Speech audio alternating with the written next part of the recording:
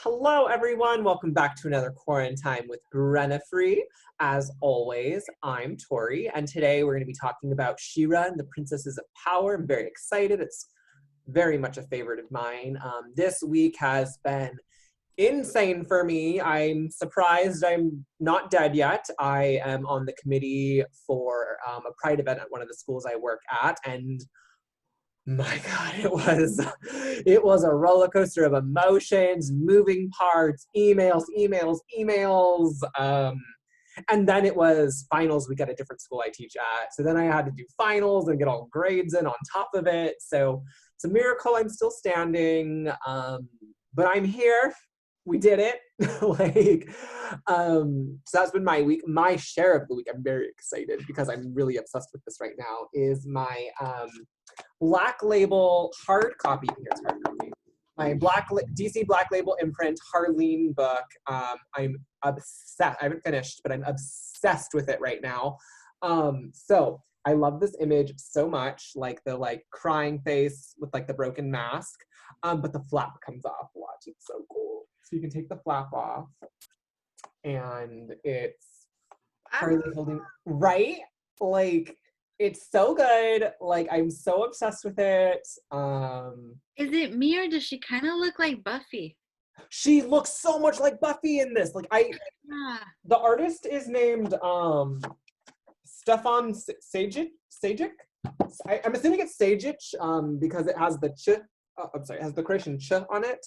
But I don't know if they're Croatian or not. But it makes the ch sound, so Sajic. I'm assuming. I might just be accenting that incorrectly. But yeah, I'm super into it. The art is really good. It's super consistent, just a little sneak peek, right? Really great art, consistent all the way through.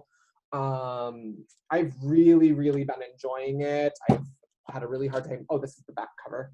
The back cover comes off too, but it just shows Joker Harley, but it's ironic because it's really not, so far it hasn't been pushing Joker Harley as a relationship, but that's the image. I've really enjoyed it so far. I think it's really well written so far. I really like that you get to see Dr. Harleen Quinzel quite a bit in it, which I feel like gets ignored in Harley's backstory a lot of times. So I've been really enjoying that. So that's my share. I can't put it down. I strongly recommend it. I got it as a birthday gift a few months back from my stepmom. I'm obsessed with it. I finally got around to reading it. I can't put it down. It's so good. And that's my share. On to Jen. Hi, guys. My week has been, it's been a week. A lot of just, civil unrest, justified civil unrest out there. I spent the week rewatching a lot of Kenya Barris shows. So I'm rewatching Blackish. I also rewatched hashtag Black AF on Netflix. I also spent I spent the week also rewatching Grownish, which is on Hulu as well. So I felt like I needed to go back and just kind of engage with his shows again, engage with just I think Kenya Barris and his team do a really good job of just crafting episodes that are digestible in terms of BLM topics, right? And I just felt like I needed to go back and just interact and, live with those episodes once again. So I definitely would recommend those shows. They're, Blackish and Grownish definitely kind of follow the sitcom sort of formula. Hashtag Black AF doesn't necessarily follow those formulas. I think it's a little bit more raw in nature, a little bit more Netflix in nature, if that makes sense to those who are into Netflix shows. They tend to have a certain tonality to them. So I spent the week just watching a lot of that, along with She-Ra. So that's been my week. And my show for the week is this giant thing. She looks so squishy. It's a Oofy think I'm saying that right, from the Disney store, and he was like on clearance, and I just kind of I had gotten a smaller version of him from just because I thought it was adorable, and they were like scentable, so like he smelled like roses. So he's at work, and work is locked down because of COVID, and so his little brother is just lost away.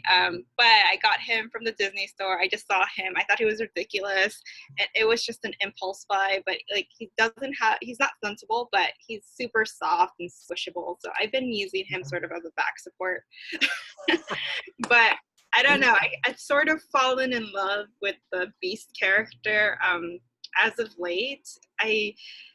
I grew up with Beauty and the Beast, but then at some point I got scared of the movie because of like that one scene where he gets shot. And so then I stopped watching it. And then the live action came out, and I don't know, I love Dan Stevens' performance there, and I just fell in love with this goofball and this curmudgeon character. And so now I have a couple Beast things in my room. So that's just who I am right now. So how was your week, Brenda? My week was, that's a loaded question. I spent a lot of it watching and reading the news and checking in on people that I love, who I know are protesting and putting themselves out there. And one of the things that worries me is obviously the coronavirus outbreak and the pandemic. And so it was just a lot of checking in with folks. As there was also a death in the family that hit us all pretty hard. So it's been a very loaded week.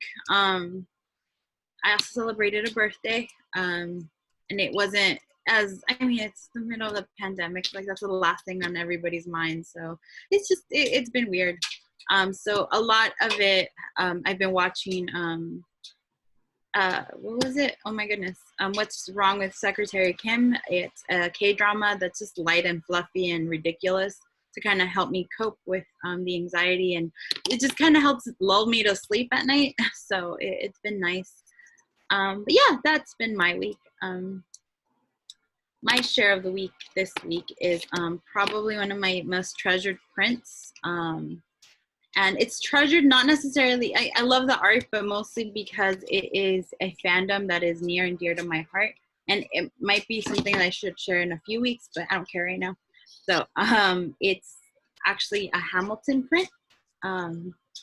You see, this is a representation of Lin-Manuel Miranda as Alexander Hamilton, and then the quote reads, "There's a million things I haven't done, just you wait, just you wait." And so one of the rallying cries of the show is, immigrants, we get the job done. And so there's so many things that Hamilton and Lin-Manuel Miranda are doing, right? At the same time, creative folks are like that. I think academic folks are like that too. There's like 100 projects in your head that you're working on at any one time.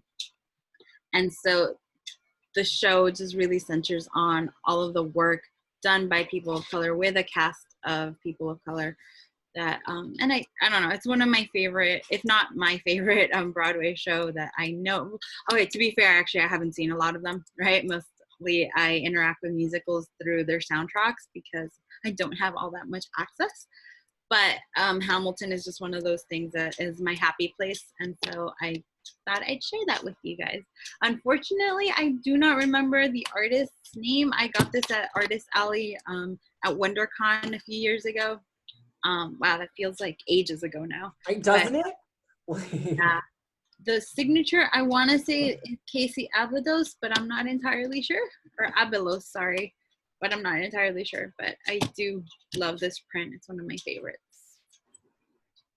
I think I remember you buying it. I felt like you guys were singing Hamilton together, like at the booth.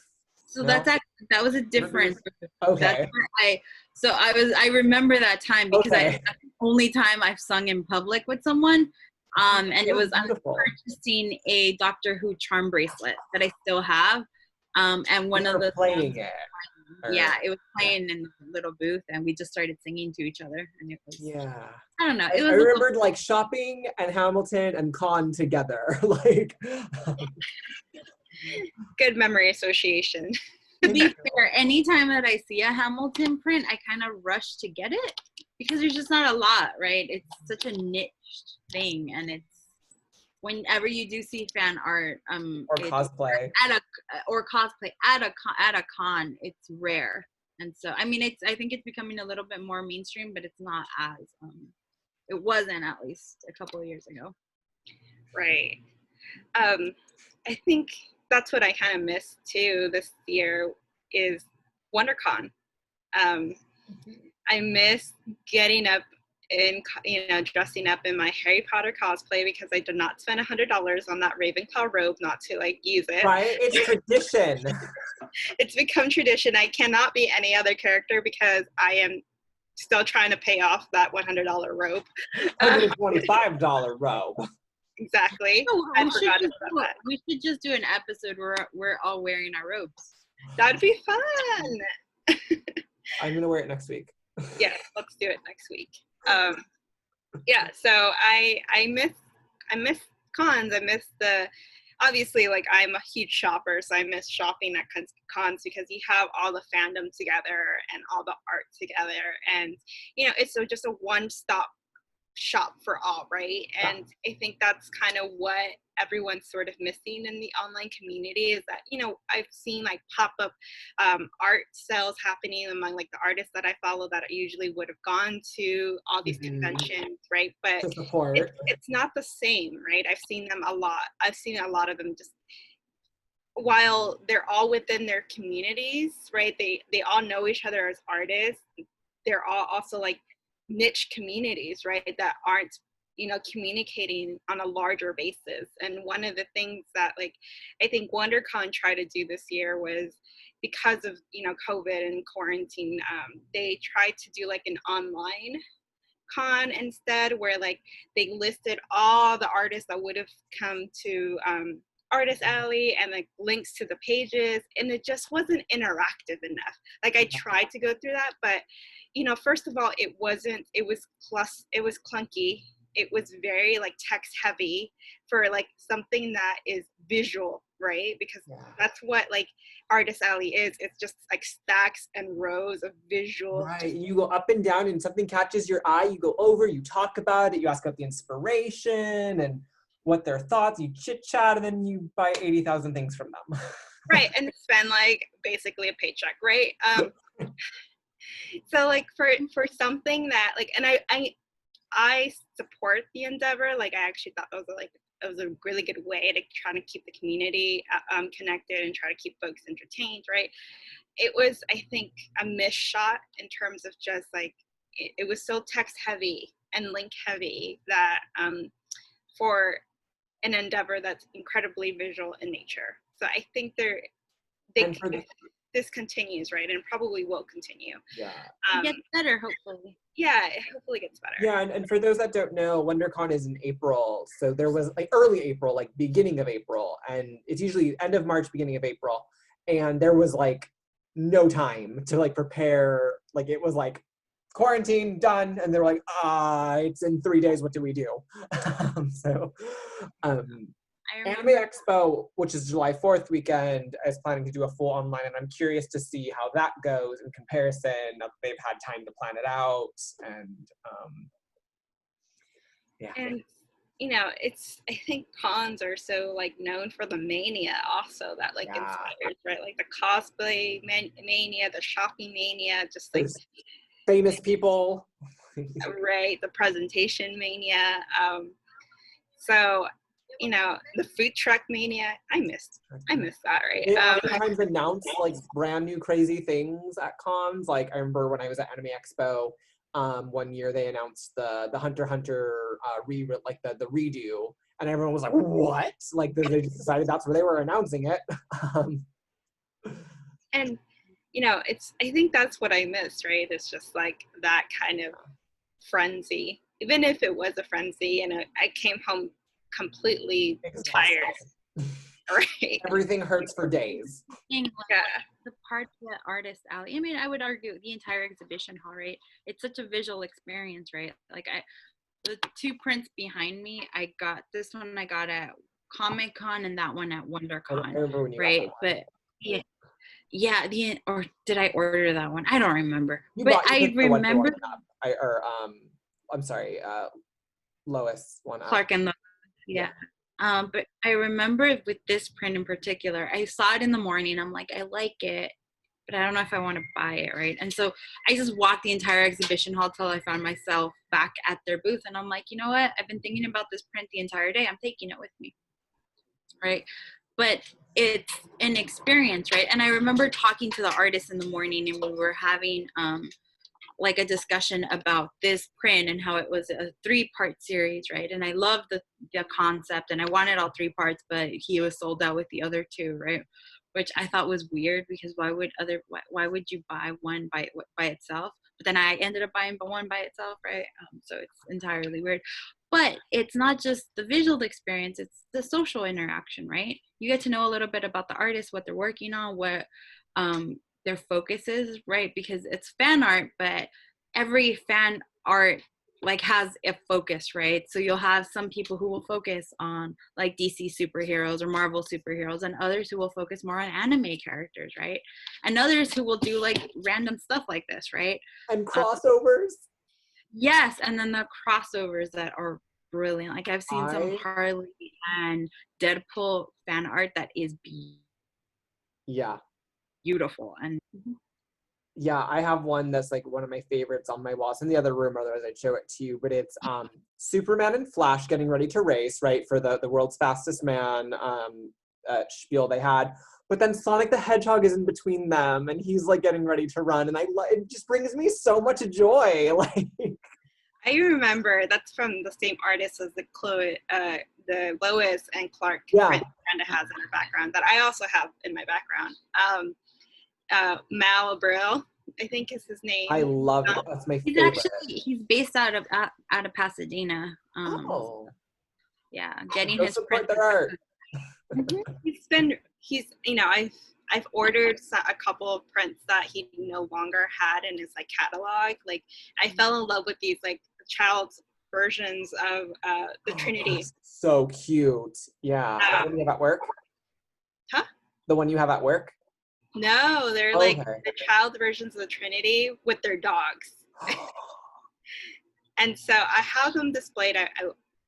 I'll show them maybe next week, but he doesn't have them in his catalog anymore. And I contacted him via like Instagram because I saw a post and I'm like, hey, like I'm interested in buying this. And he's like, hey, like he immediately got back to me, was like, I actually only have one set left. I'll give it to you for like this much, right? Like I think he was really fair with the pricing as well. And then he got that out to me like really quickly. He sent my Sonic one really quickly too, because I didn't it was his booth was closed when I went back. Mm-hmm. And I emailed him through his website, and like I had it within a week. Yeah, it was great. Yeah, and he's a fan. Like again, you make those small connections at like cons and expos, right? And now I'm following all these artists on Instagram, but like, and I get to see their work on a daily basis because they're also like drawing constantly now, right? That is their livelihood, but they're drawing even more because of COVID in terms of just, stress relief. But that's what I miss, right? I miss being able to go up to them and say, hey, like, I really appreciate your work. I really think this is fantastic. Like this resonates with me. Yeah, I miss that interaction. Because I have a Power Rangers print that just like moves my fucking soul. Like it's like all of the kids plus Tommy. You can't see their faces. It's just like their chest, they're morphed, and they're holding their helmet. And it's like my favorite fucking print, like in existence. Like I look at it every single day when I'm eating breakfast and lunch and dinner, and I just love it. And they're all holding their helmet in a different way, and Trini holds it the coolest because she's like holding it, but then like she has like her both pointer fingers are like up. I can't do them like she did, but I don't know, I love it. Yeah, I remember that print like that. You framed that beautifully as well. Oh, thank you. I love that print so much. Like oh my God, I love it so much.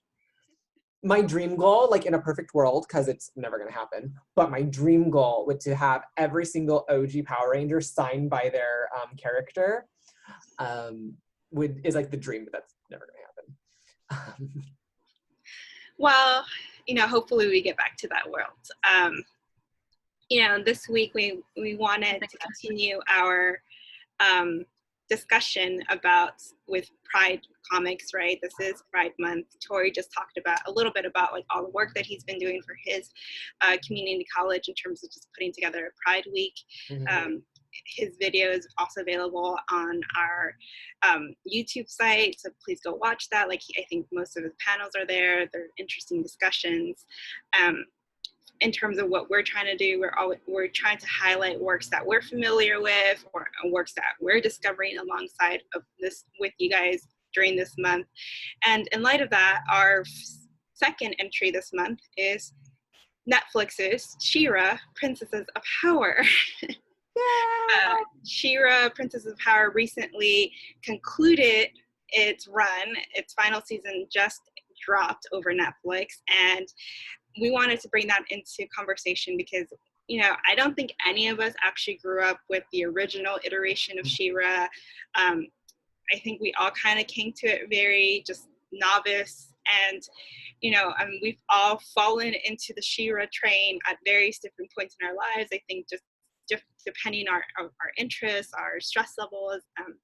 And so we really wanted to just talk about that, highlight the show for what it's done in terms of queer representation. And I really want to start this conversation, as I always do, with what are your thoughts? What do you guys think? Yeah, so for me, I jumped in last season. I had watched all of Voltron previously, really loved Voltron. And then Netflix was like, if you liked Voltron, you'll probably like this one. And I was like, sure, why not? Nothing better. Fell in love on episode 1 and watched the whole thing. I really enjoyed it. I thought it was just really wholesome and just really fun. And I love this idea. I loved how rainbow it was and how I just thought they brought queerness into a children's show really nice, really seamlessly, because I know in other shows it kind of beat you over the head a little with it, they're queer, and this one I just felt like it was super seamless. It was just oh yeah, Bo has 2 dads, moving on. It was, and I enjoyed that normality layer added to it. No one is gasping when 2 female characters kiss on screen or something. No one is gasping that Bo has 2 dads. It's just, they're oh, thanks Bo's dads, bye. It's there's no beat skipped. So for me, I originally got into it because a colleague of mine was telling me, I don't know, I was having a conversation with her about relationship issues or something, I don't know. And she tells me, you know what, I think you'll really enjoy this show. And I'm like, why do you think that? And I assumed it was because I like cartoons, right? And I like things like DuckTales and stuff.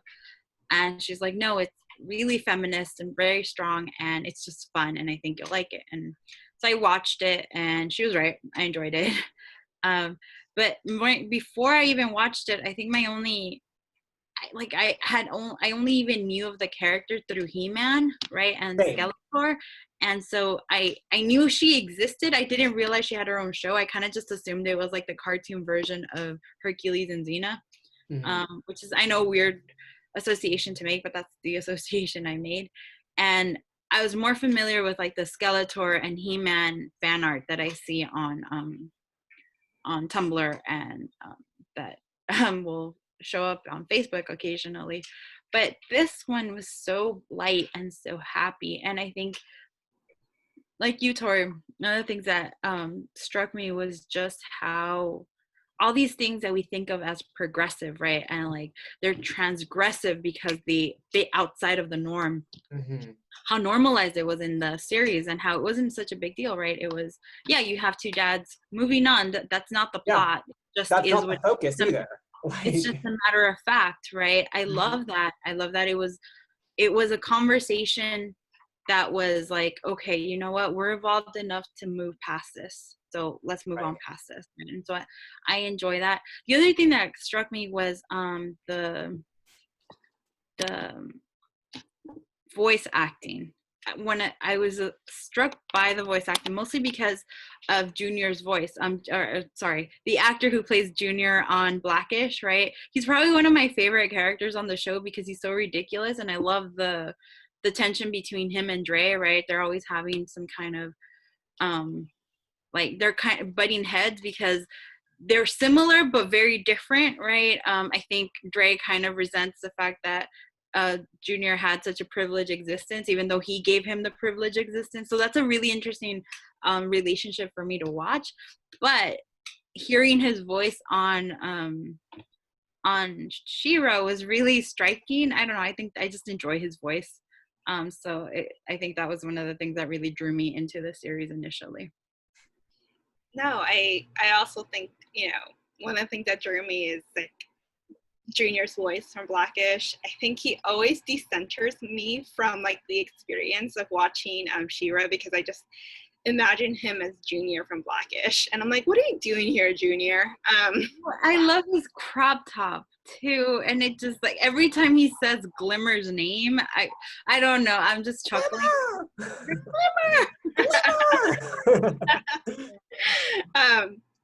Yeah, like I think, you know, just the act of having a character named Glimmer, right, shows like just how colorful this show is. Like that was something that I was struck by in terms of just picking up the show. Again, maybe I was also watching Voltron and it was like recommended, right? Yeah. You know, I was, you know, and Voltron I just happened upon anyways, right? It was like kind of like Power Rangers with like. I didn't jump onto Voltron until they said there was a gay ending, and I was like, I'm in it. Let's go. Right. So, you know, She-Ra, I think, was part of that recommendation process on Netflix as well for me. I'd heard about it, just to, you know, you pick up certain articles you read on entertainment websites that like this show was being produced, it's coming out, right? And so I had it in my back of my mind when I picked it up. But I was immediately struck by just how colorful the show is. It's like this show does not shy away from colors. It's very pastel oriented. It's very pink oriented. It's very pop oriented. And I think that in itself, that creative choice just adds to just like the layer of just identity that the show has, right?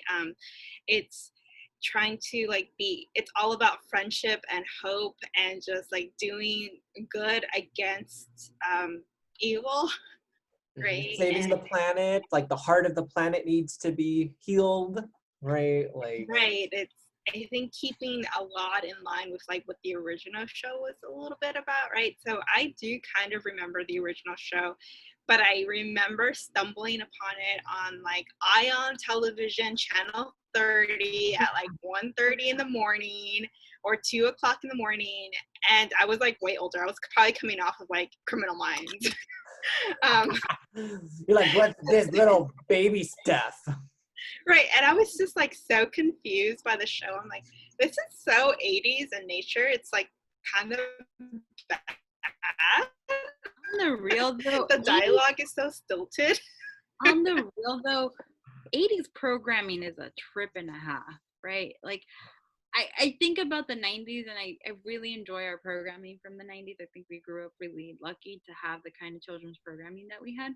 But 80s cartoons, I don't know, there's a different level of maturity and stiltedness, right? At the same time. I don't know, it's very bizarre world to get into. Yeah. It was strange. It was a strange environment and show to sort of like kind of come into, and just it's definitely in the middle of something that I didn't understand. So I was exposed to it, I just didn't understand it. So I think that the show in itself, like I guess the rebooted version of the show, does a really good job of sort of recentering a lot of those themes and characters for a more current audience, right? I think the show does a really good job at the way that it develops its dialogue. It doesn't feel like the stilted version of itself in the 80s. It actually feels a little bit more natural. The characters are definitely more nuanced, right? Even if we just have like Junior's voice just like screaming Glimmer all the time, right?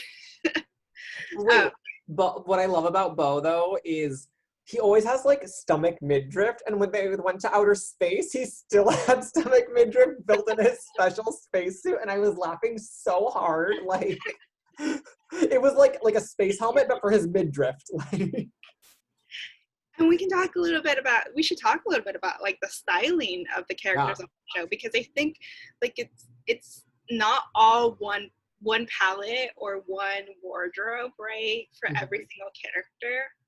Each character has a costume piece that's very unique to their sense of identity, right? And so like Bo, for example, and it changes along the way. Right. And let's talk a little bit about Bo, because we keep coming back to him. I love Bo. Bo and the Seahawk, their relationship cracks me up. Like the sea shanty guy who's always like, and like Bo is just so into him and thinks he's so cool, but he's like really this like giant loser. Like, I love that relationship. It cracks me up. Yeah, no, I loved Bo's character. I thought that like that last season specifically, like he so much cares about Glimmer, but he's mad at her and he hasn't forgiven her yet, but he doesn't want her to be hurt or die, and he will defend her. But then he's like, don't talk to me. But then he's like, Glimmer, look out! And then he's like, but don't talk to me.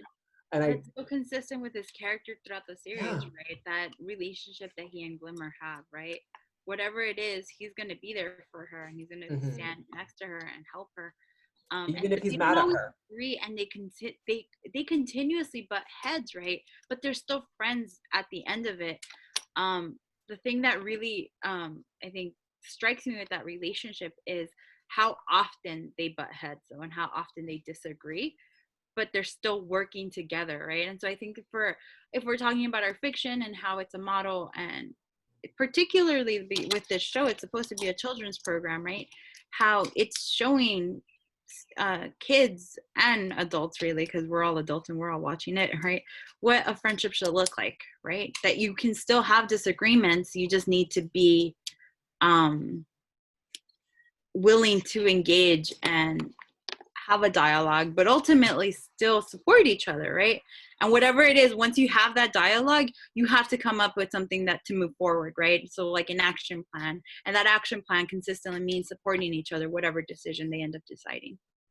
Yeah. Yeah. Go ahead, Jen. No, go for it. I was just gonna say I was like elbows deep in like She-Ra Tumblr not too long ago, and one of the things I found really interesting was so the oftentimes artists don't get much say in the writing room, really at all. And the artists really, really wanted to push Scorpia and Perfuma as a couple. Like they really wanted to push them. And so they drew this really cute hybrid baby of Perfuma and Scorpia. And that's what sold them, because they were like, wait, this child is too adorable. It's on Tumblr, look it up. If you just type in Scorpia and Perfuma child, it's very, very cute.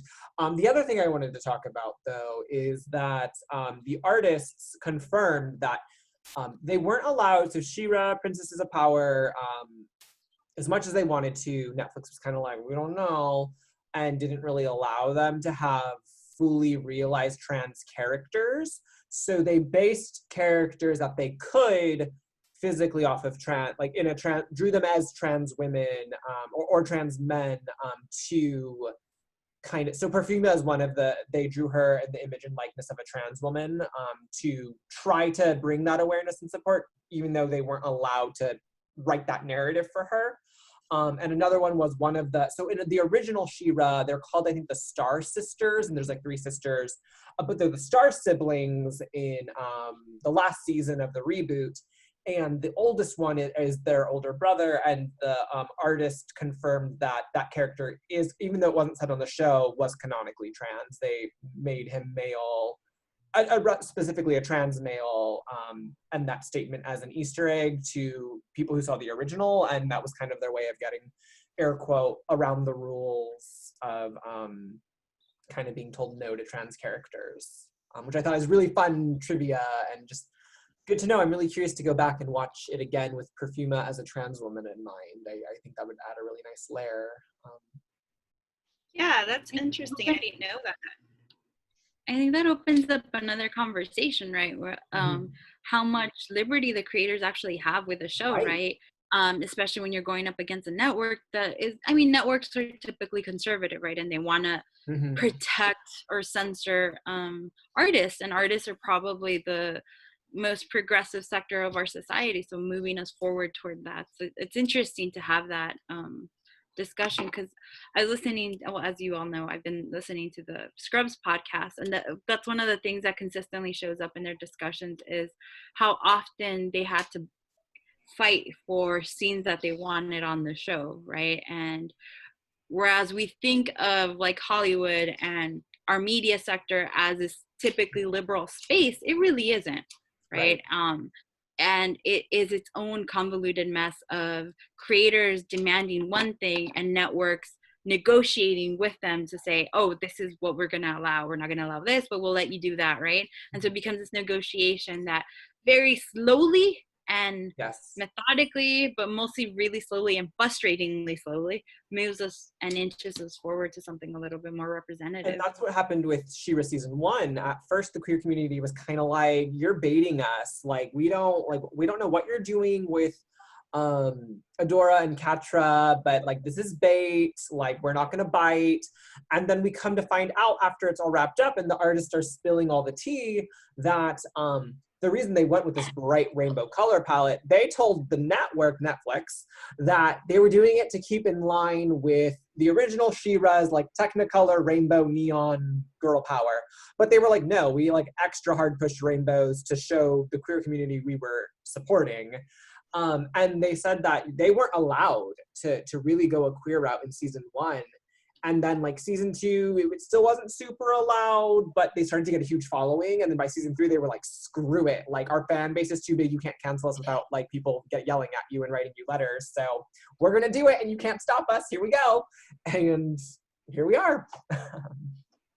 But Yeah, and I think, I've also kind of read a lot of discussion of like, Ryan Murphy has another show on Netflix called Hollywood, and one of the actors there is, I think he plays a Black queer character. I may be wrong. I'm trying to remember. I did watch a couple of episodes, and it just, it just sat in my head.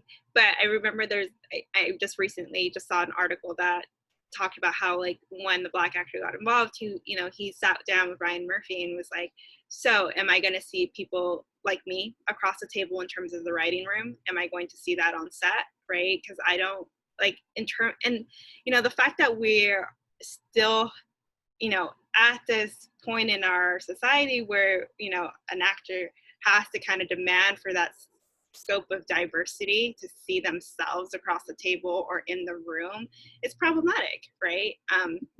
And I think, which is, I think it's what Brenda was talking about earlier about, despite, or hinting at, despite just Hollywood's progressive liberal agenda, it's all incremental, and also it's all still based on negotiation. How much can creators input in terms of just what they want to say on the palette, what they want to say on a show? And I think that's sort of been the hardest thing to contend with in terms of just watching and digesting all these shows, right?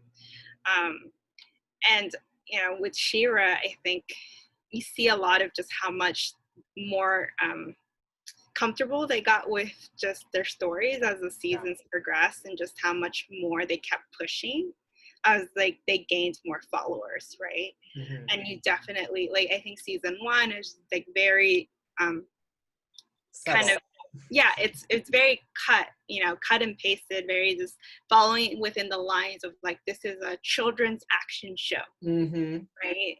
And so it follows those lines pretty kind of conservatively and just regimentally. And then as the seasons progress, you kind of see them kind of venturing out into different kind of storytelling. One thing that I enjoyed in season 5 was just, or the last season, was just how much glimmer just evolved as a character. Like, Yeah. I like that she's not completely likable. Like, I didn't like Yeah. her. Yeah. Well, and Glimmer's one of those characters that doesn't actually start off completely likable anyway, right? I don't know about you guys, but I had a very strong reaction to her in the first season. I was like, right, in terms of like wanting, I know she's one of the good guys. I know I'm supposed to do some reading for her, but I didn't always like her. But I felt the same way with Adora, to be fair. Adora is not easy to follow, right? There are moments where I sympathize more with, my goodness, I am blanking on her name. She's Adora's friend with the Horde. Catra. Yes, Catra. Thank you. Wow, that was a momentary brain fart. I apologize for that. But there are moments where with Adora and Glimmer, they're both making these really rash choices, and everyone they don't listen to caution. They don't even listen to themselves, because there are moments where you can tell that they know that this isn't the right decision to make, and yet, willing to shine a chop. Yeah, Right. I totally. And I really like that both Glimmer and Adora kind of abuse their power, right? They're like, I'm the queen, I'm the this, I'm the that, like, I'm just gonna do whatever I want, and too bad. And I know more than you, so you have to listen to me. Yeah, I have that power, deal with it. Right. And, with Glimmer, there's a lot to talk about there, right? First, there's, I find her annoying as a character. I'm just I don't love put her it out there. I either. find her annoying. I don't love her, but I like that there's characters like her, right? But I like the decision to be body positive, right? Glimmer is not your traditional skinny princess, right? She is, and she's she's tan, right? And she's like, wonderful purple hair, and she's like, she doesn't fit that image of like that Disney princess, but she's a princess, right? And I like that decision and that choice. I like the growth that we see in her as a princess, being just like, I just want to help people, and I want to get into these shenanigans, right? Adventure. Which is not for what the Adventure. consequences might be for her decisions, and then kind of grow and learn from that. Yeah, absolutely. Right. And see, an element of realness to her character growth that I really, really like. So right. You're right. She's not always likable, but you get it, right? Like it does, like her decisions make sense, not just within the scope of where she is in her maturity, but also within the scope of like this larger thing and what she's always been told and has been expected of her, right? And so it makes sense how she's learning slowly, but for sure learning slowly how her decisions have a greater impact beyond just her immediate relationships with the people that she's working with. And I think, I think too, one of the big things that really stands out in her character growth is she has an immortal mother. So she's like, I'm never going to assume the throne. So she's able to be young, mess around Glimmer and do whatever she wants. And then stuff happens and she has to assume the throne. And then it's like, oh, I should have probably paid more attention when my mom said how this stuff worked, but she's an immortal, so I figured I'd never have to do this, and now I have to learn it all overnight again. And she faces a hard reset because of that loss, right? And she finds an unlikely mentor in Shadow Weaver, right? This is someone that she hated, and then she actually forms an unlikely and uncomfortable alliance with Shadow Weaver as a mentor, because who else is going to teach her about her magic? Absolutely. Okay, so Shadow Weaver is such a fascinating character. Fascinating. Oh my goodness, can we talk about her for a yes. sec? So Shadow Weaver starts off as a villain, right? She's basically indoctrinated Catra and Adora and all of the military personnel, I guess, of the Horde. She's a general, right? Like she's like she's a military leader for sure. And so she's actually raised Adora and Catra, and it's implied that some of the other soldiers as well. And she's kind of raised them to be like these ask no questions follower type soldiers. Follow orders. All orders, right? And any violation of those orders is a huge and grievous offense against the Horde and their comrades, right? And so Shadow Weaver, the first betrayal that Adora ever commits is against Shadow Weaver and the Horde, and so she becomes the main villain for like all of season 1. But eventually, the Horde kind of betrays Shadow Weaver, right? And it gets to the point where Shadow Weaver ends up having to work with the princesses, even though she hates them. But she also hates the fact that the Horde didn't have her back, right? And so she ends up mentoring Glimmer, whose father is a sorcerer, right? Those scenes with Glimmer's father, do you guys remember those? Oh yeah. Oh my goodness, I could not. I was like, this is not gonna end well. This is gonna be tragic. I'm gonna be crying, and this is gonna be awful. But what did you guys think of Shadow Weaver? I thought that she was an interesting character. Like she's, I mean, in a way, like I feel like it's almost, I don't know if we should call her she, right? Like they are so like non-binary. Like it's kind of like they are just like a magical being. I almost feel like a force. Right. Just like an entity that exists. You're right. And I thought like they did a fantastic job of just doing like a redemption arc for Shadow Weaver, because you're right, they started off as a terrible person, right? Like, or a terrible force, an evil person, that like two-dimensional, like this is the antagonist kind of thing. And then by the end of it, like they are part of that fight against that Horde, and they are an active participant and mentor for Glimmer and in Glimmer's kingdom, right? And I like how in that redemption arc, Shadow Weaver gets a voice and gets to actually like share counsel that is not, that while like maybe not appreciated in the moment, is actually wise, right? Like I think Shadow Weaver is able to contribute to their conversations by actually giving some valuable information and forcing the characters to realize that while they had this original relationship with Shadow Weaver, they are at a different point in their lives, and Shadow Weaver actually has a lot to contribute, right? And they should listen to them. So that's, I enjoyed Shadow Weaver for that reason. Yeah, I really like Shadow Weaver's character as well. Again, right, similar, they were the big bad, or they were the bad.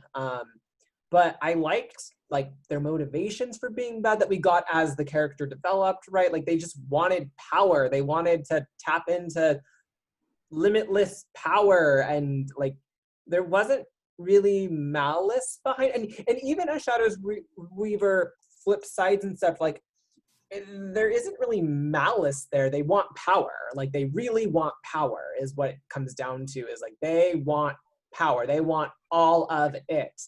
And there's that great scene, I think Frosta says it to Shadow Weaver. It's either Frosta or Perfuma that says it. Like, Shadow Weaver gives some really solid, like, plan advice before rushing the Horde. And they're like, be quiet, someone who might be a prisoner of war still. We don't know what we're doing with you yet. So, like, or they say something like that, because, Frosta is all about just punching things in the face. But I really like that. And even Shadow Weaver's kind of ending moments, like, I thought was, like, because you see that, like, because, like, Shadow Weaver's kind of a mother figure to, I guess-ish, to Adora, a parental figure, rather, to Adora and Catra. But they also don't really like them, but they also do, but they also don't, but then they care. And then Shadow Weaver, like, if anyone has ever read literature, right, the only way to redeem yourself from evil is to plot. And plot happens to Shadow Weaver. And it's sad. And both of our leading ladies cry, and they feel bad about it. And I think the show, does a good job of talking about parenting, right? And the different forms of parenting that happen and the different shapes that they take, right? And that's part of that normalization that happens with the show in terms of like queer representation. Like we are just, going back to Bo, we're just told, he has two dads, the end, right? And it's treated as normal. And they want him to be a librarian. Right. And it's normal. There is no, that's weird. Moment, right? I think the weird moment is that they're academics. Yeah, it's like, oh wow, they're both like PhDs. In whatever that means in that world, right? Right? And they're like, oh, we love you. Like, we love that you're at boarding school, because they don't realize he's fighting in the resistance against the Horde army. It's like, we love that you're in boarding school learning all that stuff to be a librarian. And he like doesn't. But it's like they have that like person of color moment where they need to kind of explain to their parents that they don't want to be on this career path that their parents have pre-designed. Like, Bo almost has to come out to his parents as not a librarian. Like, he has to like say to them like, okay, dads, I have something to tell you. I don't want to be a librarian. And But, yeah. And the pressure's just on him, right? Because it's like, he's like, well, I have like 4 older siblings whom we never meet. And he's like, well, and they're all not librarians. And it's all on me. I have to do this to like obtain, like to upkeep the family like honor of being a family of librarians and Pasadena, but I don't want to. well, and going back to the parenting thing, right? It is such a strong current throughout the series, and I think that's one of the strong points of the series is emphasizing those relationships. And in this case, the generational divides, right? Bo is one example. Glimmer with her mother in particular, that tension is always there. And Shadow Weaver with both Catra and Adora, right? Catra feels like the unloved sibling constantly, and like she never measures up to Adora, who's the perfect child, right? And Adora just betrays Shadow Weaver and everything Shadow Weaver taught her to value, right? So it becomes, and it's still on a pedestal in Shadow Weaver's eyes. Right. And so that becomes the sibling parent triangle and tension, right? And so it's so bizarre. It's not bizarre, sorry. It is 100% emblematic of what sibling relationships often become, right? With when there's like the star child, and then there's the one that feels like they're not quite measuring up. And Shadow Weaver, for all intents and purposes, kind of fosters that competition between the two, right? She doesn't try to say, oh no, I loved you both the same. It was like, yeah, she's better, what, right? And you just kind of, right? And but neither of them have an easy relationship with Shadow Weaver, right? So that's one of the things that I think is so interesting when you add Glimmer into the mix and Shadow Weaver becomes her mentor, right? It's still not an easy relationship, but given everything that we've heard from Adora and from Catra, it's certainly different with Glimmer. And, we haven't really talked about Adora as a character, surprisingly. But, I think the show in itself does a really good job of just, mapping out these character growth moments and character development moments for each character where they stumble and they fall. And we see that the most with Adora, right? Adora by no means is perfect, which is, that's something that is completely different, I think, from the 80s version, at least the one episode that I watched. But I would venture to say is that, like, I think in that, like, She-Ra, the character, was seen as, like, so unapproachable, like, just, that force of just goodness and will just save the day as, like, very, in a very, like, kind of dictator kind, and that's probably the wrong word, a way, just commanding way. That's the word I want, like, just very commanding. I'm going to say the word, right? But with Adora, I really enjoyed like how much emphasis they put on Adora, the character, versus She-Ra, right? Yes. Which is a costume, and just how She-Ra is that, like, that kind of goal that she's trying to meet and try to be okay with, right? And just that heroic persona, and how Adora is trying to figure out how to be She-Ra, right? And what She-Ra is and who She-Ra is in her title. Yeah. Especially in the earlier episodes, you do get a sense that Adora is kind of trying to earn the fact that she's She-Ra, right? Yeah. It's something that just kind of falls in her lap, but she doesn't feel like she deserves it. And I think as the audience member, I don't know about you guys, but I actually agreed with her. Yeah, I definitely, what I really liked too with She-Ra was, rather the Adora She-Ra split, was that even the characters in the show referenced She-Ra as a separate character. It wasn't like, okay, Adora, what are we going to do? They were like, no, what is She-Ra going to do, right? It wasn't like, Adora, turn into She-Ra and fix it. Like, it was like, Adora's going to do this, and then She-Ra's going to do that. And then there's like... It's an interesting split of identity, too, though, because that's, I mean, it's problematic on one end because it, you know, that's nice. She gets to divide out her two identities, right? For most people, that's not actually a choice, right? You do have to make strategic choices, but sometimes you do have these moments of like, oh, these identities are overlapping, and there's a confusion and a negotiation that has to happen in your head for you to kind of engage in that space, right? So it's interesting with Adora that we have that. And there's several times too where they strip Adora of her She-Ra powers, like through various plot things where she just can't become She-Ra, and she's got to figure it out. You know, and that's something that like I like what the last season addressed, right? Because at that, you know, in the last season, spoiler alert, she loses the sword. Like we find out through, you know, plot that like the sword and She-Ra is a key to like massive destruction. And, you know, Adora is not for that and ends up giving that up. And similar to the She-Ra before her. Right. And so, you know, she spends a couple of episodes not being able to transform. Right. And so she has to contend with this idea of like, who am I in this greater fight if I can't be She-Ra? Can I still contribute? Is my work still valuable? Right. And, you know, a couple episodes later, you know, she realizes that like, no, right. Like she is She-Ra. You know, she is that person, you know, she was that person doing all those fantastic things. And, you know, she doesn't need a sword to transform. She can still do those fantastic things. And it's that self-actualization moment that allows her to tap into her She-Ra mode in a more natural way, right? Instead of just an artificial sword that, like, she commands at will, right? And, you know, that's what I enjoyed about Adora's character. Also another, like, she has a lot of annoying moments, right? Yeah.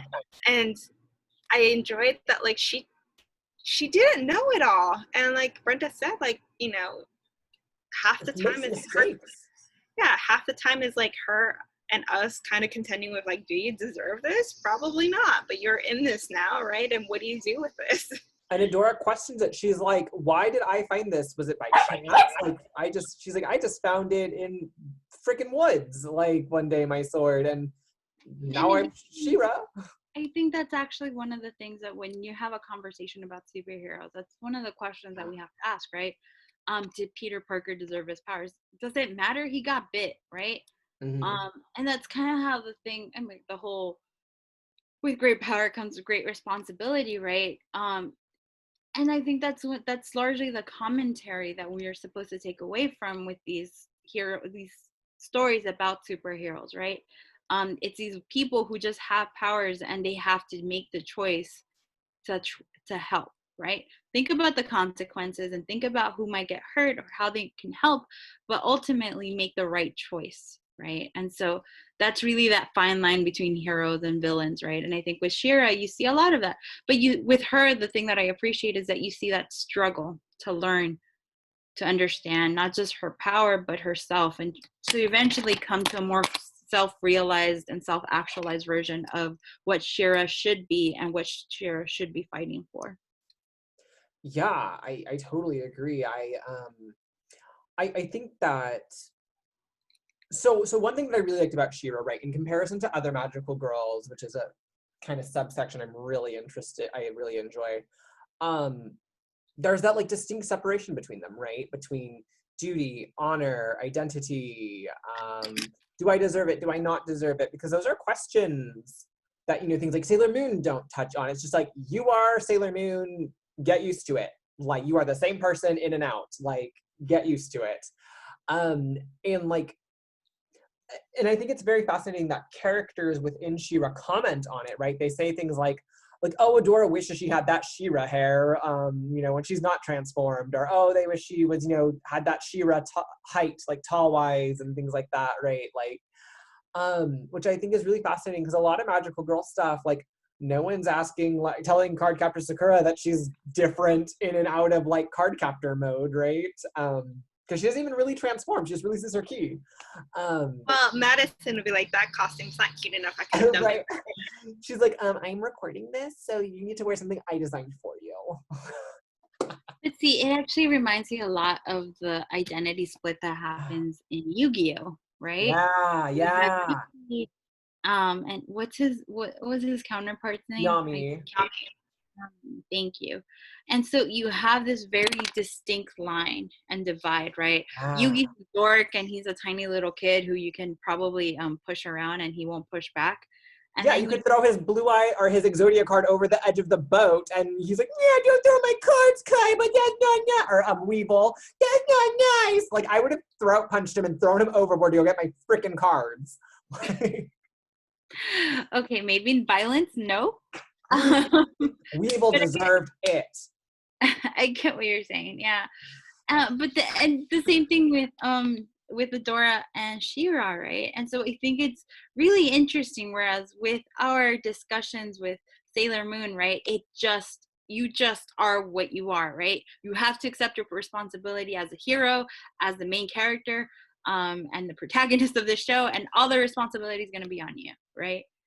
Whereas with shows like She-Ra and Yu-Gi-Oh, you give the protagonist some space to breathe and deal with the identity crisis and deal with the trauma of having so much responsibility, right?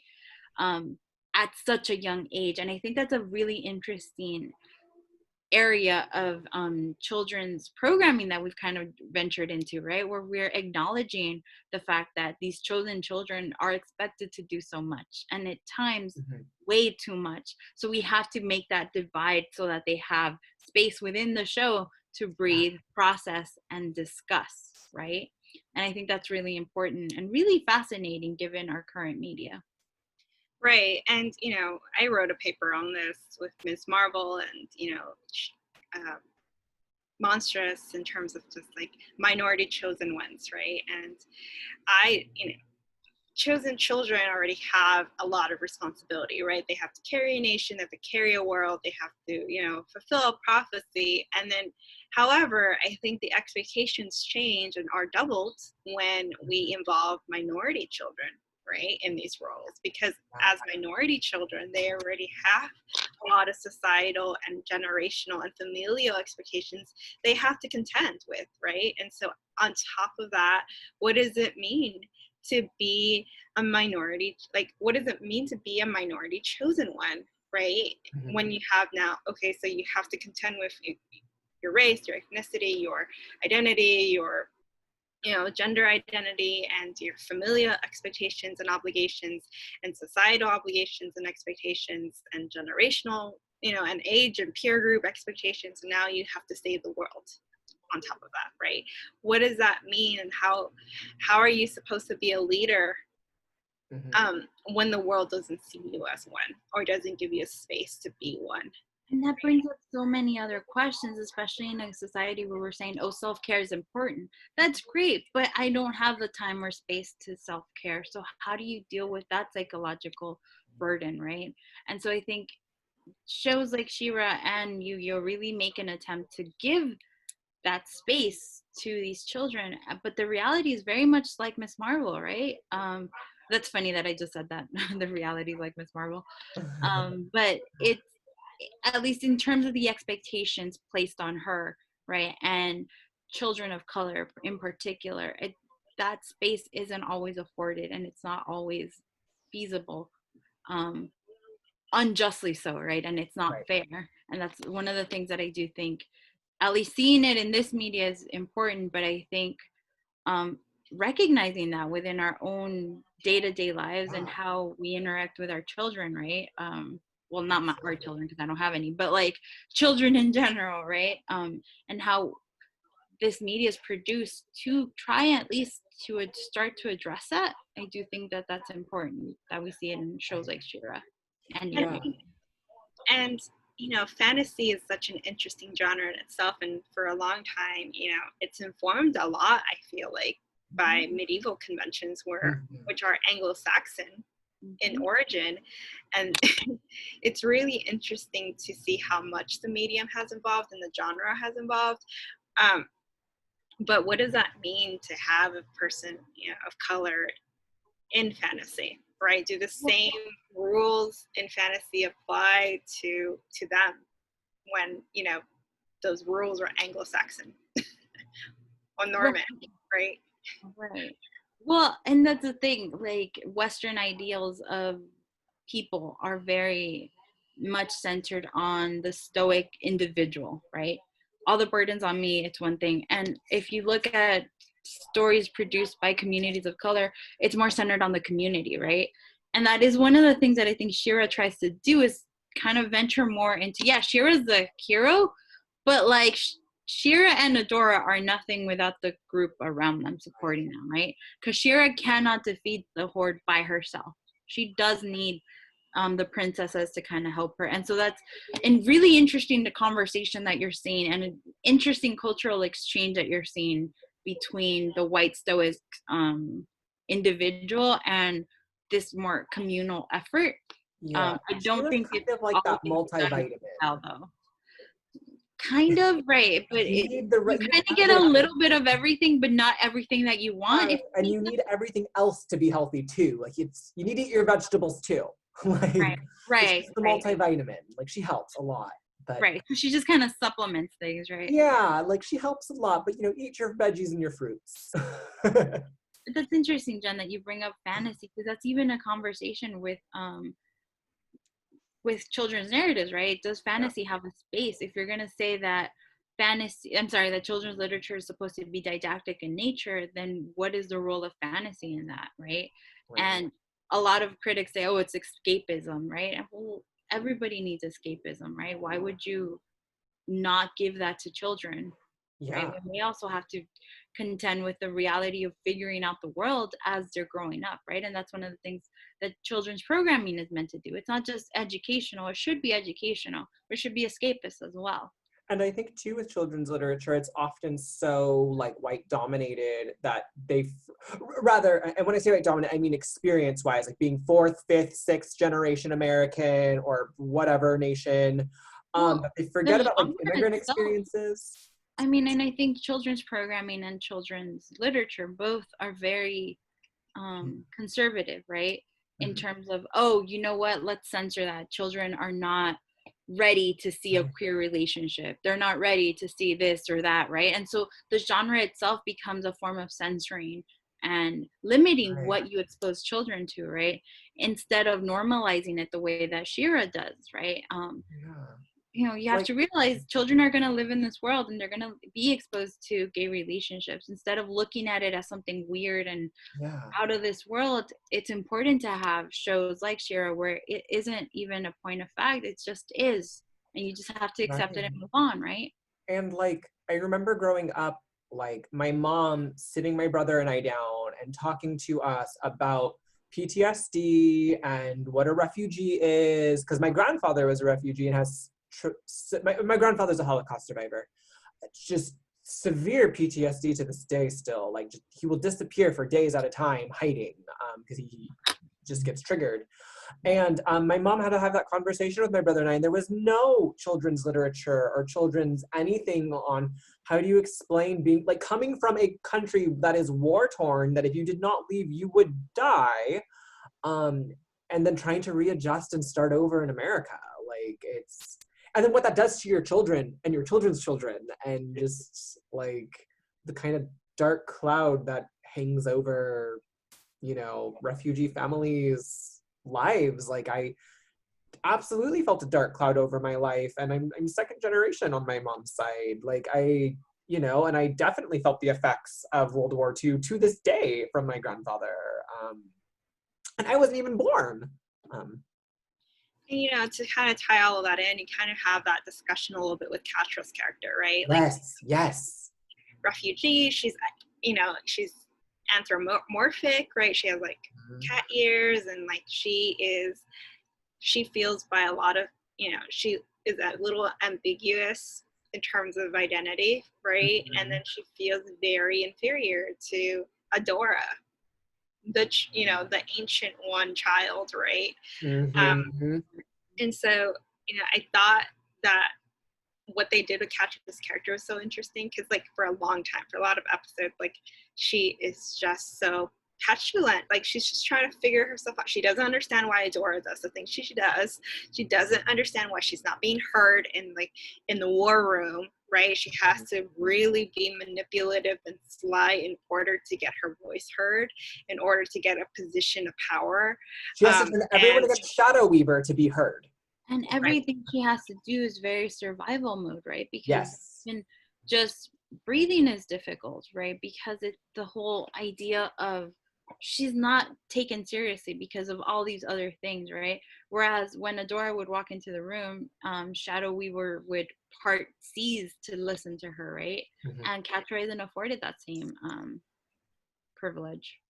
Right, and like that last season, I thought was a really interesting season for her because like she had to, she goes on a redemption arc as well, mm-hmm. right? Mm-hmm. And so she has to like contend with her previous actions, and then in parallel to now where she is now with that community, right, that she has found and has adopted her, right? And facing the people that you actively sought to hurt, and then having that conversation and apologizing, because it wasn't easy for Catra to do. She really had to work up the courage to just be like, I'm sorry that I tried to kill you so many times, right? And in the Scorpius case, right, I'm sorry that like I wasn't the friend that you needed me to be, and I didn't reciprocate all of that friendship, right? That you deserved.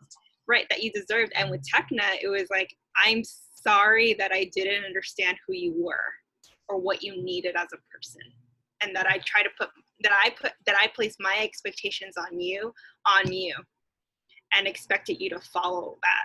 And that was unfair, right? And so like it's a lot of, for Catra, the work in that last season it's a lot of just upending her assumptions, right, that she had with these individuals. And you see how difficult that can be on an individual basis, but also how transformative it can be, right? And healing in a lot of ways. And I do appreciate that from the series, particularly Catra. Yeah, and the only like shortcoming that I have, or that I see with that is that it was all in the last season. Yeah. And that it was all squished in the last season, and so I kind of wish that was a little bit like that was given like some room to breathe. Especially because I think I know why they did it, right? Because they really, at the end of the series, it's the Adora and Catra show, right? And so like they have to get Catra to the point where like she could accept or be on a level with Adora. Right. Can we talk about one of the scenes that really stood out to me in that final, I think it was in the final episode, second to last, was Adora's going on, she's struggling to that finish line to do her plot mission, and the computer thing is tricking her brain, and she ends up in a fantasy created by her own brain. And Bo and Glimmer are married in this fantasy, and she's very clearly in a relationship with Catra in it, and they're all royalty, and it's like, when I saw that, I was like, oh my god, like, she's a person. She wants, like, she's so badly, like, it's always been Catra for her. Like, it's, at the end of the day, who she wants, like, kind of, by her side. Like, we didn't know at that point if it was sexual or not, but, like, it was Catra at that fantasy point, right? Before feelings were requited. And I think in the last few moments, it's Catra saying to Adora, it's always been you. Yeah. Right? It's always been you. That's why I've hated everyone else, because I only wanted you. And, right. I can't, I have to, like, I'm searching my brain for that episode that you're, like, talking about. But yeah, Adora's in this, like, really fancy princess dress, and Catra's in a tuxedo with, like, a shoulder cape. And then, like, Glimmer's doing stuff, and Bo and Glimmer are married. It's very brief. It's and then like the illusion gets broken because Adora realizes it's fantasy. But it was very fascinating to see her brain go there, right? This idea that that's what her true fantasy was. It brings up her subconscious, right? Yeah. The reality of what she desires and what she wants for her own life, right? Yeah, when the Shira stuff is done, right? Yeah. Like, what's next? What do I want for me? Wants to be a person, yeah, and happy. And you know, I think that in itself, like that wish fulfillment of I want to leave behind that war and those charges in order to engage in this happy, right?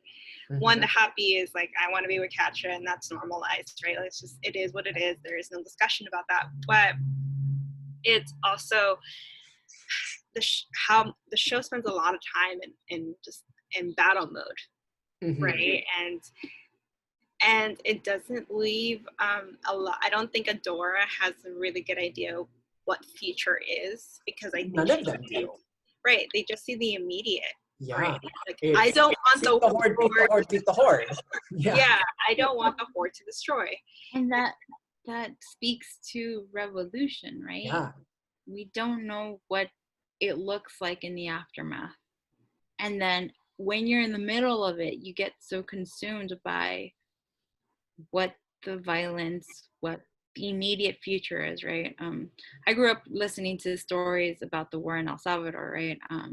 So I remember that. I remember them talking a lot about there was no plan for tomorrow.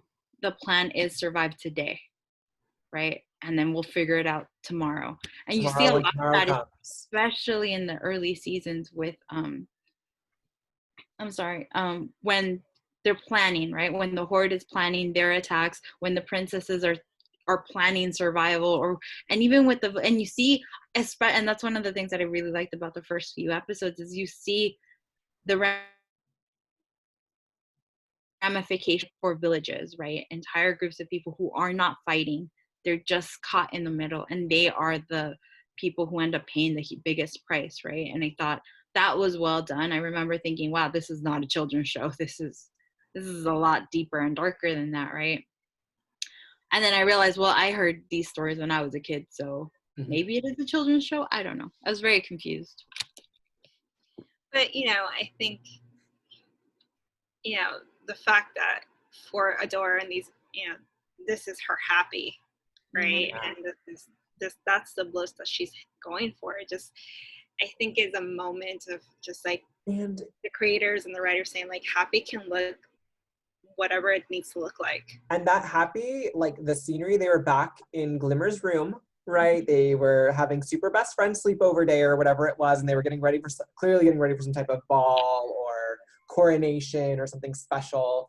But they were like back in Glimmer's room where they were having slumber parties and they weren't doing revolutionary stuff, right? Because they were children at the beginning, right? And like, it was nice to see kind of that happy place where, like, at the end of the day, friendship, like, we're doing this fighting so we can have friendship and we can have friends and our friends and family will be safe.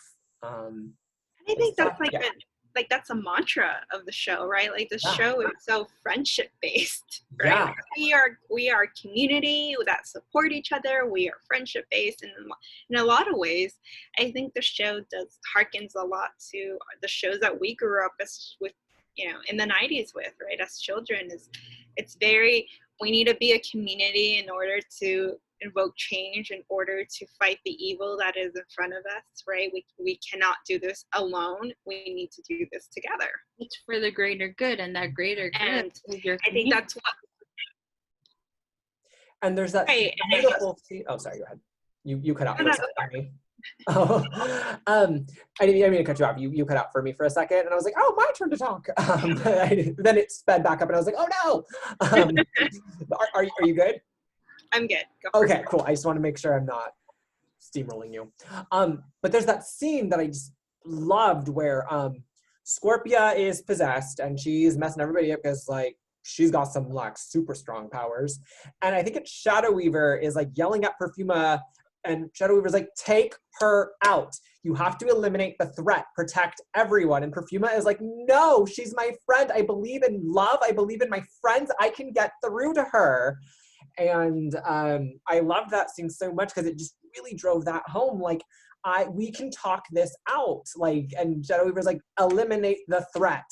And those are like kind of the two mindsets, right? Like, can we talk a little bit about Perfuma and Scorpia? Because what I really enjoyed was just how first, like, Scorpia has an image, right? And it's not very conformist at all, but yeah. And she has a past on top of that, right? Like, she's part of the Horde. She was the evil guys, but she's this like she's this like goofy, dorky person. Goofy dork ball. Her land was colonized. Her land was colonized by the Horde. Like, they took all of its resources away and like, you don't get to be a princess anymore. And like, she was like, okay, if you say so. She's like this super Hufflepuff person that just loves everything and everyone and just wants 100% support you.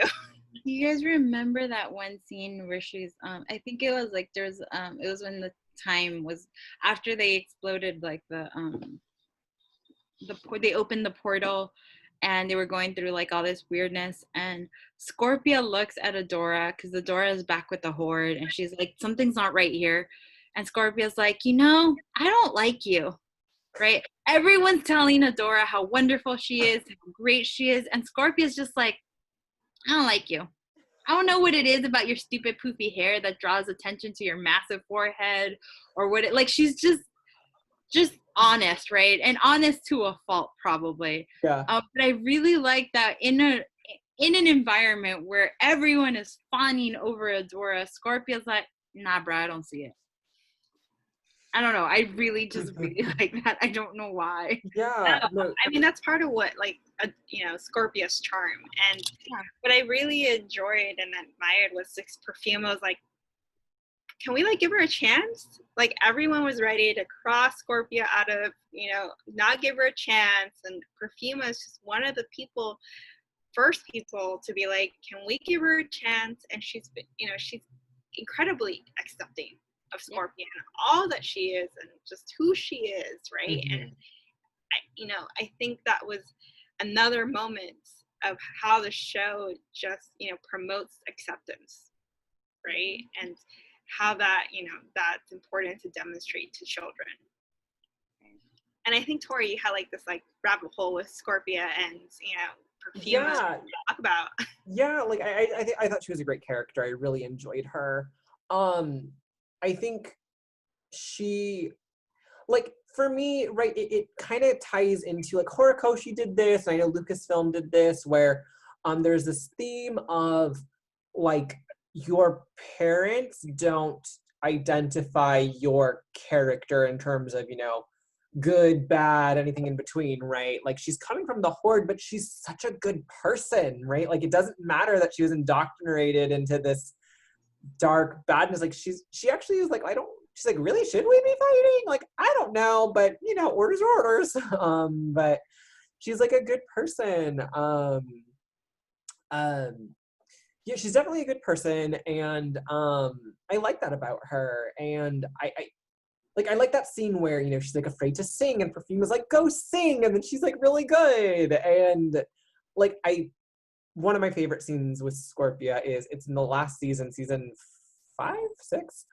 She's with Swiftwind, the unicorn, Pegasus, alicorn. And he's like, he's like just talking to the sky, trying to report to She-Ra because they have like a mental link, even though he can't feel her right now. And Scorpia's like, oh, what are you doing? He's like, nothing, it's stupid, you'll just laugh at me. And she's like, no, tell me. He's like, well, sometimes I can feel She-Ra, and I'm just trying to send her a message to let her know we're okay. And she's like, that's a really good idea. You try over there, I'll try over here. And she's like thinking really hard at the sky too, like just like totally supporting him, and like just like, yeah, that's a great idea. Let's send good vibes out into the world. Like, and I love that. And even with Swiftwing, like there's such an upending. He does such a good job of upending the traditional unicorn image. Yeah. Like, he's like, when you, like, I think in our heads, like, we think like a unicorn's supposed to sound like this, like all lovely and happy, right? And maybe even feminine, and then he does, and then we meet him for the first time, and he doesn't. He's like, "What up, bro?" Yeah, he's like, "What's up? I like apples." There was this series that I used to watch when I was a kid. I'm pretty sure it was 80s. I don't know, but it was like Princess Starla and I don't even know, but there was a bunch of unicorns and I like one. vaguely remember this. All right. So truth be told, I bought the DVD when I was Isn't drunk it one like day. King Arthur's daughter? Yeah, something like I that. like vaguely remember this. It was a hella girly, and when I say hella girly, I mean by like 90s standards, right? It was very pink, purple, and light blue, like a lot of pastels, but very empowering, but also much the traditional, um, sorry, much the traditional gendered version of what a princess is supposed to look like, right? They're all very fit, very skinny, tiny little waist, and they're all fighting in heels, right? And so And then it was the evil old lady, right? And she's like not as young and pretty as the young girls. right. And Right? so, Like I yeah, vaguely remember this. and the unicorn spoke in that series, and I remember thinking, wow, that this unicorn does not, or this horse does not sound anything like that unicorn, because the unicorns in that series were really like, they either sounded really dainty with tiny little voices, or they were like, and they could sing beautifully or whatever it was. But you're right, it was very gendered and very Like dainty. when I think about a unicorn, you know, I think of Last Unicorn. right? Like when I think about a unicorn, I always think like the voice is gonna sound like Ophanimon from Digimon. Okay, okay. Just like super refined, like woman, Elegant. like huh? Elegant. Yeah, elegant, right? And then you know I meet Swiftwing, this unicorn, and you know now I'm like, oh, I have this preconceived notion of what like a horse or unicorn is supposed to sound like that I need to interrogate. And I think it's again a facetious moment, but I think it's a moment meant to demonstrate like the preconceived notions that we come into like a show. Identity, gender, like all of it, right? Like, which is very Shira. Right. And I'm just looking for the DVD because I know it's right next to me. But I'm sorry, that's gonna bother me. I do need to. Yeah, because I also think of The Last Unicorn when I think of unicorns, the movie, and you know she talks like this, and she's British, and she's so dainty, and well, then The Last Unicorn, like, and then he's just like Swiftwing is just like, sup, bro, got some apples. And like kind of is like, but I don't like that and I don't want to do that. And right, like y'all weigh too much. I'm not flying all of you at the same time. Right. Like, and I'm not pulling the cart, and I've talked to the horses around our land, and they're oppressed, and you should let them all go. Like, right.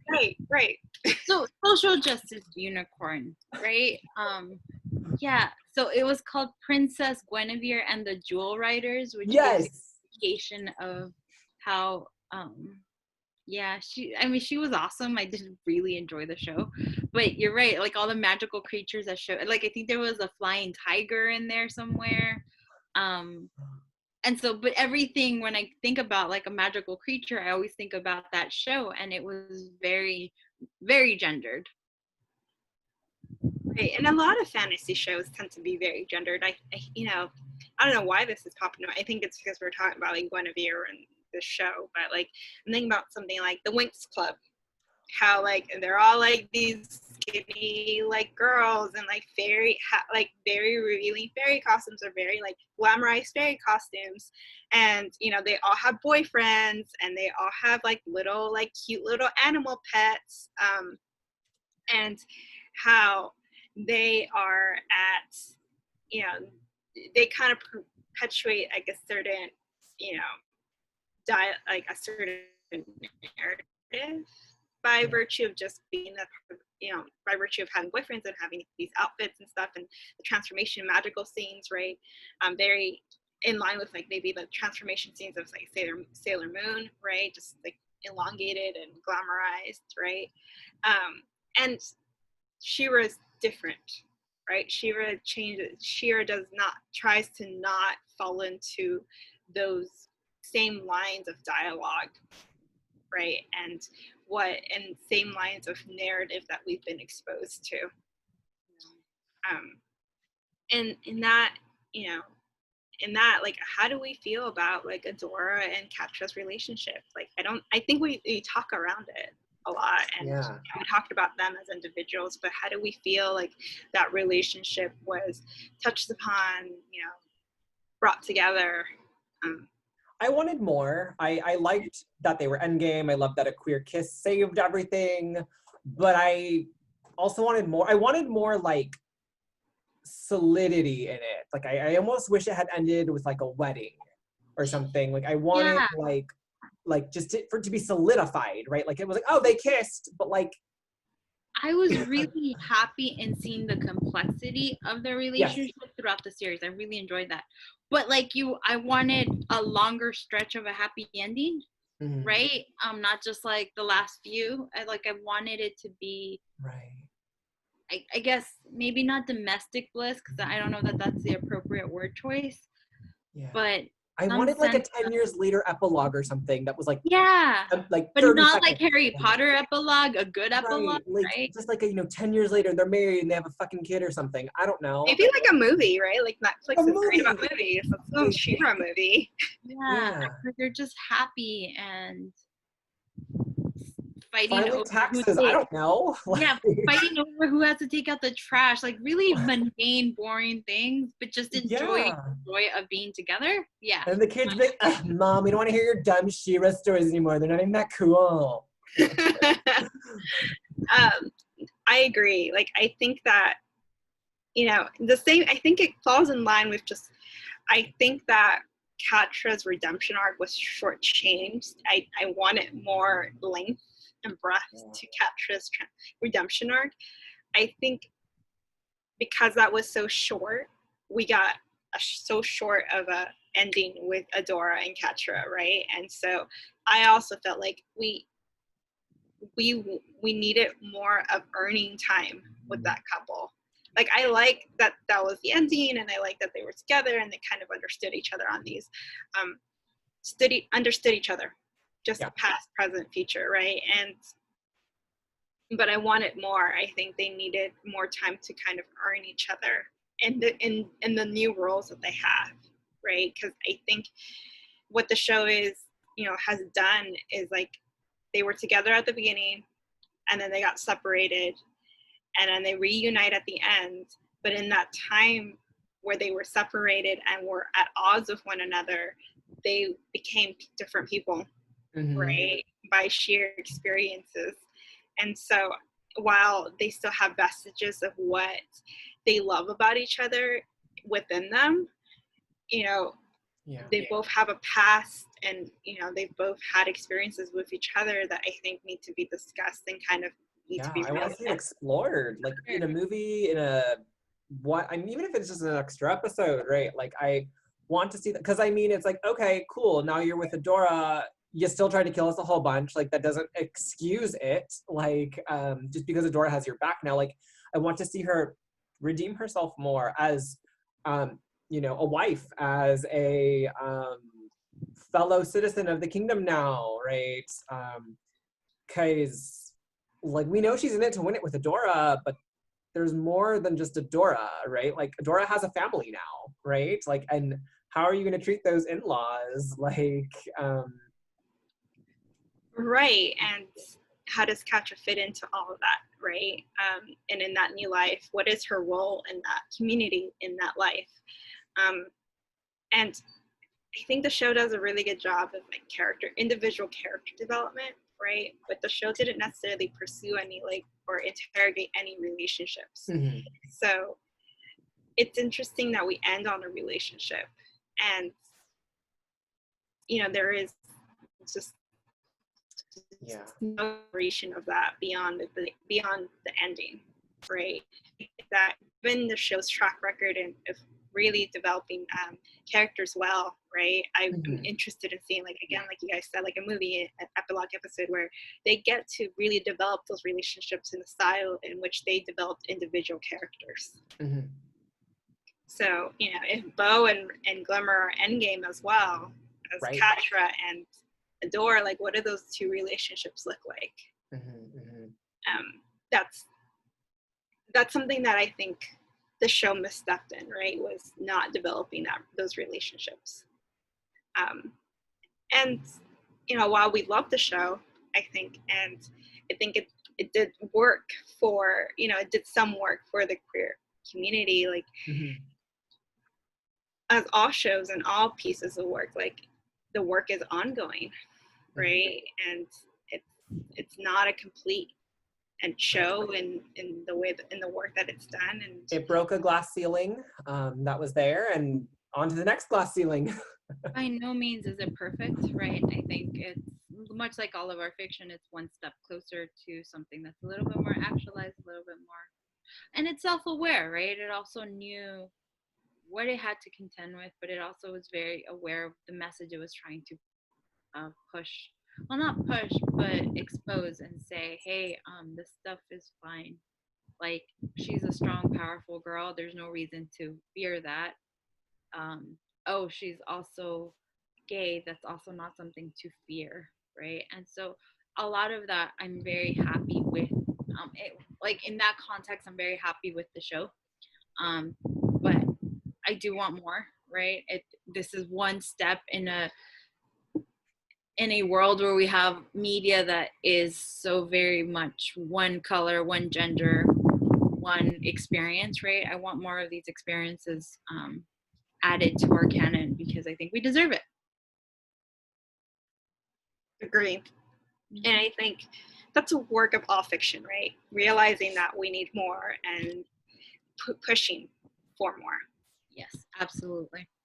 So on that note, of wanting more, and actually I think it's going to pair well with our discussion about Katra and Adora, and us wanting a little bit more about from their relationship together now that they're at the end. Next week we're going to be talking about Avatar: The Legend of Korra. So we are going to get into that discussion with Asami and Korra and our thoughts on that and the entire series. We are all very big Avatar fans. I think we oscillate between preferring one over the other. I don't know that any of us actually have a preference. I think it just depends on the time of year. Sometimes we prefer Avatar, sometimes we prefer Legend of Korra. But we will be talking about Legend of Korra next week, so tune in. In the meantime, stay safe, wear your mask when you're out in public, and keep demanding social justice from everyone and everything that will listen. All right. See you next week. See you next week.